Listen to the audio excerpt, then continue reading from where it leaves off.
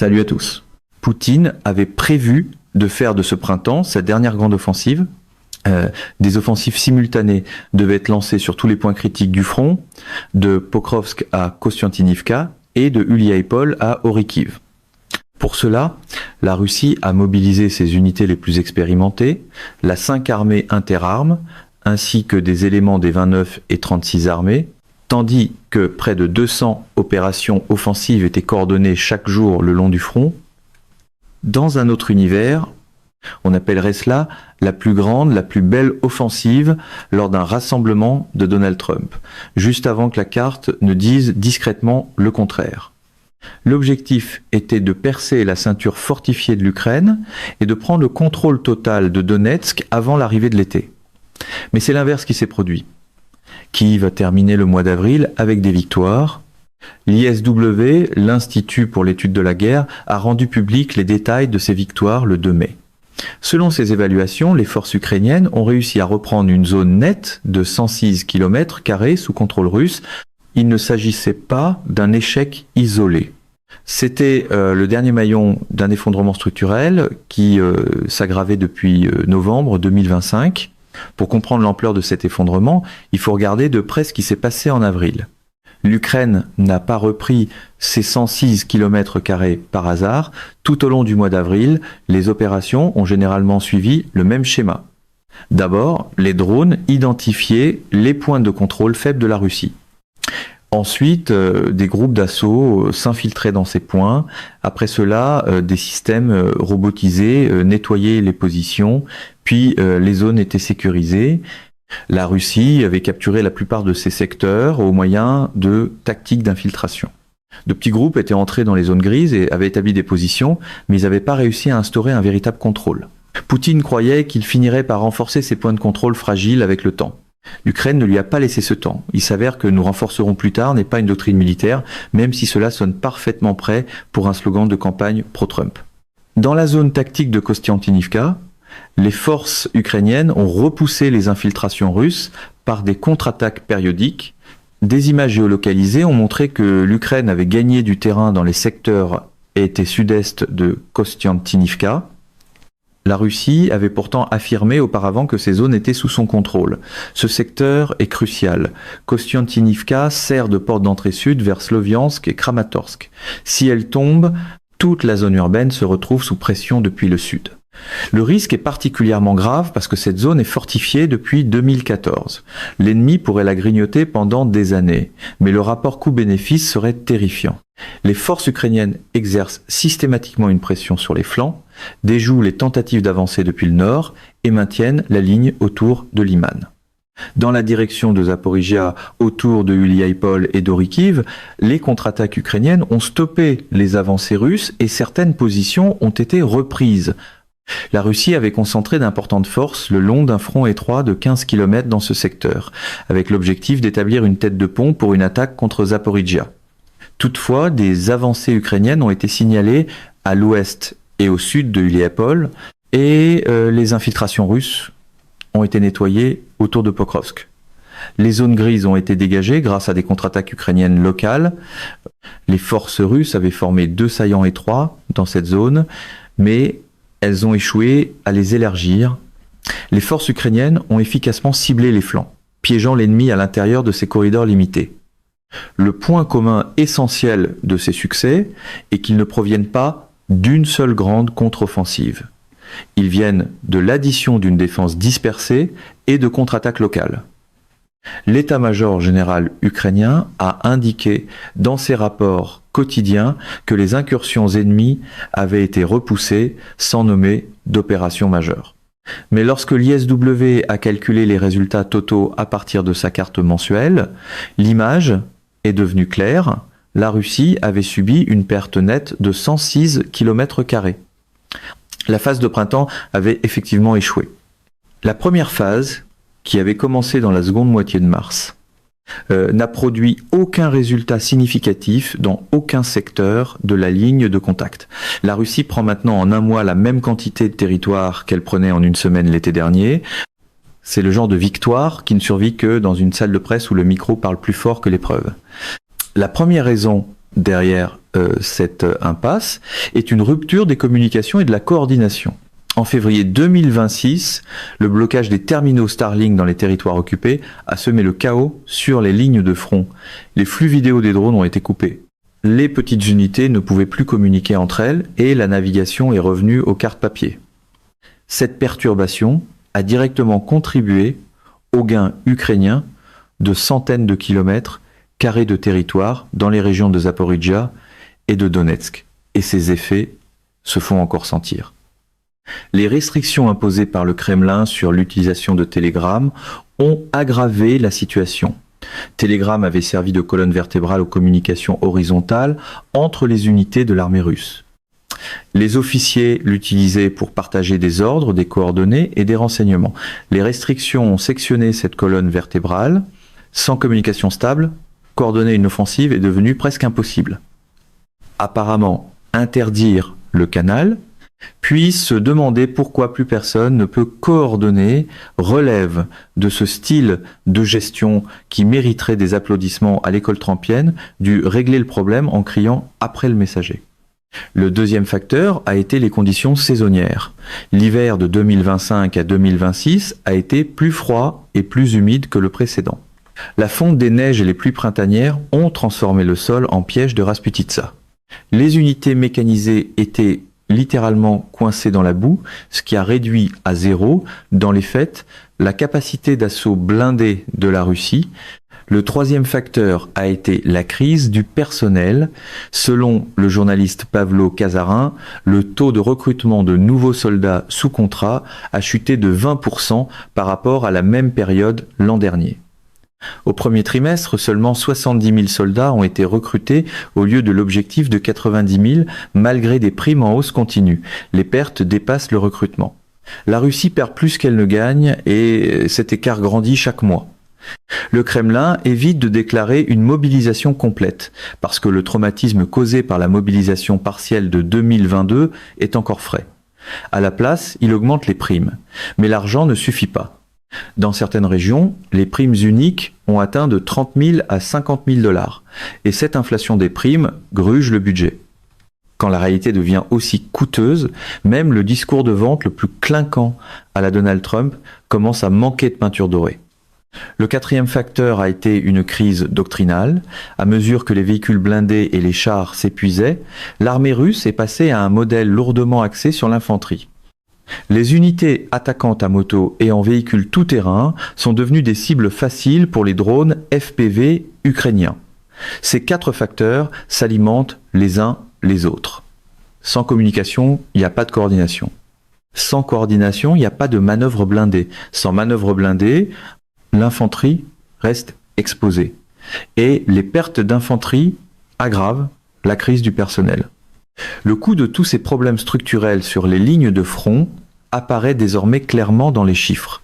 Le rythme d'avancée de la Russie était de près de 10 km² par jour au début de 2025, mais il est tombé sous les 3 km² en 2026.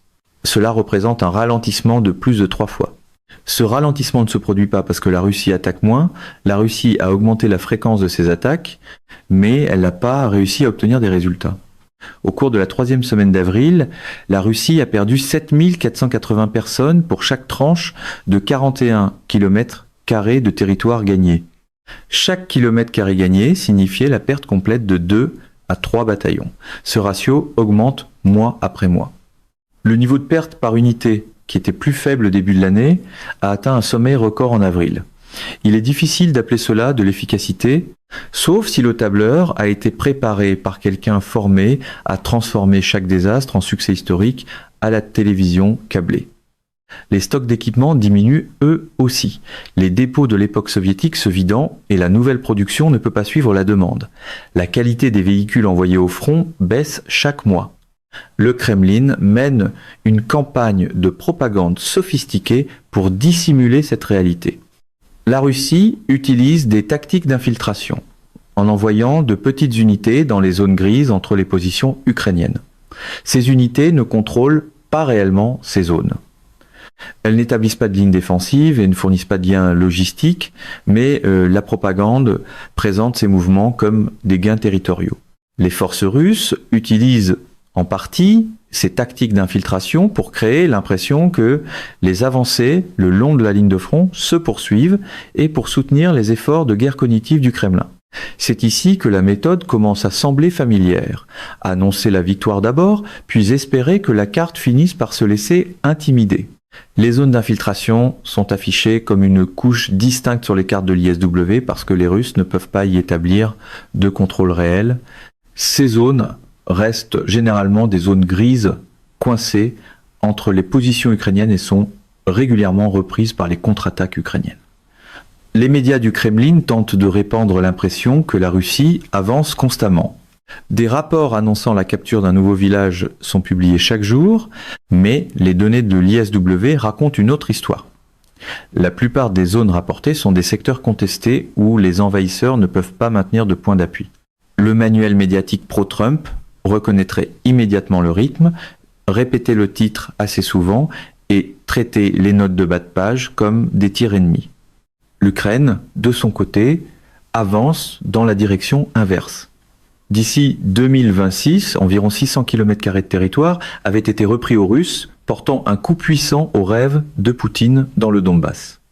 Volodymyr Zelensky a déclaré que pour occuper entièrement le Donbass, la Russie devrait sacrifier entre 300 000 et 1 million de soldats, ce qui rendrait le coût énorme même pour Moscou. Plusieurs facteurs expliquent le succès de l'Ukraine et ils se renforcent mutuellement. Les opérations terrestres robotisées nettoient les positions russes à l'aide de systèmes sans équipage. Les drones intercepteurs bloquent les frappes aériennes russes à des taux pouvant atteindre 95%. Les frappes de précision à moyenne portée détruisent systématiquement les lignes logistiques, les dépôts de munitions et les centres de commandement. Cela rend de plus en plus difficile pour la Russie l'envoi de munitions et de renforts vers les lignes de front. La combinaison de ces facteurs force la Russie à défendre là où elle prévoyait d'attaquer. Ce paradoxe perturbe complètement tout le plan offensif du Kremlin. L'Ukraine a mis en place un modèle opérationnel robuste dans tous les secteurs clés. Ce sont les secteurs les plus intenses et les plus difficiles, mais ce sont aussi les zones où l'ennemi subit les pertes les plus lourdes. Voilà ce qu'il reste du fantasme selon lequel les guerres se gagnent avec de la posture, des slogans et ce théâtre de l'homme fort que les fidèles de Donald Trump continuent de confondre avec une stratégie. Les effets de cette impasse sur la Russie sont multiples et chaque couche renforce les autres. Militairement, l'offensive de printemps a échoué. L'objectif principal de la Russie à l'heure actuelle est de lancer une bataille urbaine à grande échelle pour Kostiantynivka, mais cet objectif ne semble pas réalisable compte tenu des taux de pertes actuels. Même si une nouvelle offensive est planifiée pour l'été, les pénuries de ressources jettent une ombre majeure de doute. Politiquement, la perte de 116 km² mine directement le récit de victoire de Poutine. Alors que le Kremlin tente de couvrir la situation par des tactiques de désinformation, les blogueurs militaires et les vidéos de plainte venues des lignes de front diffusent la vérité. Dans l'espace public intérieur, la question de savoir si la guerre peut être gagnée est posée de plus en plus souvent et une vague d'inquiétude silencieuse a commencé à se répandre parmi l'élite russe. C'est toujours le problème avec la propagande. Elle peut remplir un studio, mais elle ne peut pas tenir une tranchée. Économiquement, dépenser 200 soldats par km² n'est pas seulement un coût humain. Cela signifie aussi une hausse des dépenses pour la formation, l'équipement, les primes et la logistique. Les primes pour les soldats sous contrat ont atteint de 30 000 à 50 000 $ dans certaines régions. Cette inflation des primes érode le budget. Même le comptable pro-Trump le plus enthousiaste aurait de la difficulté à vendre cela comme de la discipline budgétaire. Cette situation affecte aussi indirectement la Crimée. Lorsque des ressources sont allouées au Donbass, les défenses de la Crimée s'affaiblissent. Lorsque des ressources sont transférées vers la Crimée, le front du Donbass reste exposé. La Russie ne peut pas résoudre ce dilemme parce qu'elle n'a plus assez de ressources pour défendre les deux fronts simultanément. En mai, les analystes de l'ISW ne s'attendent pas à une grande surprise opérationnelle, mais une augmentation de l'intensité est anticipée dans plusieurs secteurs critiques. Une fois que le sol aura séché, la Russie pourrait récupérer partiellement sa mobilité mécanisée. La fin de la saison de la Rasputitsa marque traditionnellement une période où les offensives russes reprennent de la vitesse. Mais cette fois-ci, la question de savoir si la Russie dispose de ressources suffisantes est majeure. Le recrutement diminue, les stocks d'équipements s'épuisent et les problèmes de communication restent non résolus. Lax prioritaire komence par Huliajpole, Sovide Pokrovsk, Mirnohrad, de Kostiantynivka, Duflansk, Sloviansk, Kramatorsk et de Kupiansk. La direction de Huliajpole se distingue comme le principal foyer offensif. La Russie vise à encercler Orikhiv dans ce secteur et à avancer vers l'ouest depuis l'arrière de la ligne fortifiée. L'objectif est de jeter les bases d'une opération plus vaste visant Zaporijjia. Cet axe devrait connaître la plus forte activité en mai. Kostiantynivka, toutefois, représente le scénario le plus dangereux. Une tentative de lancer un conflit urbain à grande échelle est l'une des possibilités les plus importantes. La Russie tentera d'entrer dans la ville par ses districts industriels et méridionaux en répétant les tactiques d'infiltration observées à Pokrovsk. Cette tactique est connue. De petits groupes s'infiltrent parmi les structures civiles, établissent des positions, puis attendent des renforts. Mais la barrière de drones ukrainiennes et les opérations robotisées rendent ces infiltrations de plus en plus coûteuses. Attendre des renforts alors que les drones vous attendent déjà, c'est pas exactement l'art de la négociation. Pokrovsk-Mirnorad, de son côté, restera probablement dans une impasse. Autrement dit, aucun progrès n'est attendu sur l'objectif principal de la Russie. La Russie n'a pas réussi à élargir les deux zones saillantes étroites dans ce secteur et la pression ukrainienne sur les flancs empêche tout changement dans cette situation. Dans l'agglomération Sloviansk-Kramatorsk, la Russie vise à la capturer d'ici la fin de l'été, mais compte tenu du rythme actuel et des taux de perte, atteindre cet objectif semble impossible. La ligne tient autour de Liman. Et l'ennemi n'y a fait aucun progrès au cours du dernier mois. Dans la direction de Kupiansk, la Russie poursuivra ses efforts pour établir des positions afin de valider son affirmation selon laquelle elle aurait capturé la ville l'an dernier. Mais les opérations robotisées ukrainiennes produisent les résultats les plus efficaces précisément dans cette région. Revendiquer une ville d'abord, puis essayer de faire confirmer cette version par le champ de bataille. Ensuite, à la même énergie que déclarer victoire avant que les votes, les faits ou la carte n'arrivent. Il existe aussi un risque supplémentaire. La Russie emploie une stratégie de pression graduelle le long de la frontière d'État dans les régions de Soumy, de Kharkiv et possiblement de Tchernihiv. Il s'agit d'une méthode consistant à grignoter de petites localités frontalières. Comme ces localités sont très nombreuses, maintenir une garnison forte partout est peu pratique et les groupes de sabotage russes exploitent ces failles. Zelensky a également noté qu'une certaine activité avait été détectée le long de la frontière biélorusse. Des provocations à petite échelle sont possibles, mais elles coûteraient davantage au côté biélorusse. Les prévisions pour mai reflètent ce tableau complexe. La Russie cherchera à obtenir au moins des résultats opérationnels ou tactiques limités. Mais ce qu'elle prenait en une semaine l'été dernier, elle le prend maintenant en un mois. C'est pas une percée, c'est une stagnation du côté russe, un effondrement plus lent peut toujours être vendu comme de l'élan si le podium est assez bien poli et que les questions sont assez amicales. Au-delà de toutes ces analyses du front se trouve une question stratégique plus vaste. Le temps est-il en train de manquer à Poutine ? Cette question n'est pas seulement un calcul militaire. Elle comporte des dimensions économiques, politiques et sociales. L'économie de guerre russe paraît solide en surface. Le budget de la défense a atteint 186 milliards de dollars en 2025 et les prix du pétrole restent élevés. Mais les indicateurs sous-jacents brossent un tableau différent. Les dépenses de défense ont dépassé 7% du produit intérieur brut, se rapprochant des niveaux de l'époque soviétique.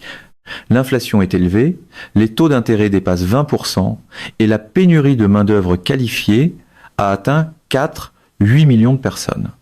Une économie de guerre peut être viable à court terme, mais elle ne l'est pas à long terme. Et ce long terme se rapproche chaque mois. Les premières fissures apparaissent aussi dans le consensus politique.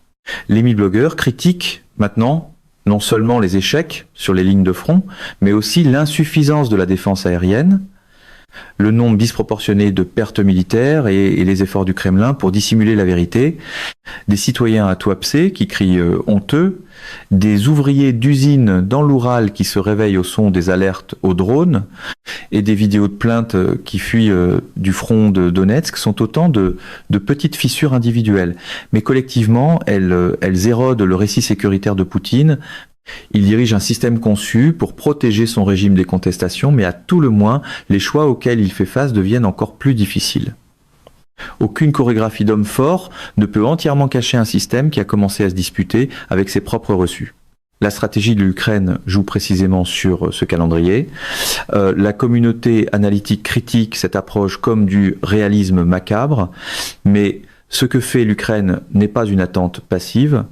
Elle aggrave activement la situation de la Russie en frappant les raffineries, en paralysant les infrastructures de communication, en augmentant le coût des pertes sur les lignes de front et en maintenant la pression diplomatique. Tout cela vise à façonner la perception au sein du Kremlin que la guerre peut être gagnée. Cette perception n'a pas encore changé. Mais une perte de 106 km², un ralentissement par cadre des progrès et 200 soldats par km² pourraient être les premiers signes de changement.